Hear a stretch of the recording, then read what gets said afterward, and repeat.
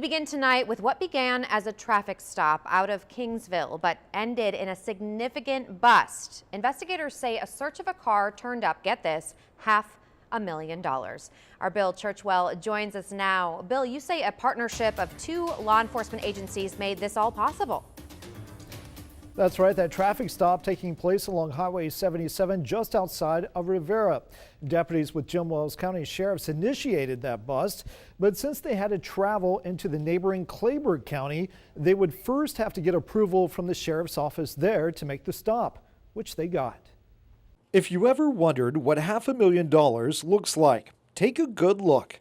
Laid out on the table, that is cold hard cash, $551,000 to be exact.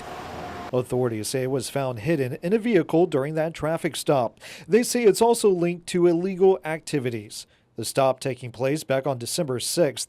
Today I met with both Sheriff Bueno with Jim Wells County and Sheriff Kirkpatrick of Clayburgh County, both shaking hands and were all smiles, not only because of their effort to disrupt what they are calling a major organization, but also because they will eventually be able to split that forfeiture cash between the two agencies. The ability for two agencies to come together and work something up of this magnitude, and the fruits of that labor, have just, it really pays off in the end when we're able to kind of come together and work together. They say that early Christmas present will be able to pay for things like new equipment for their deputies.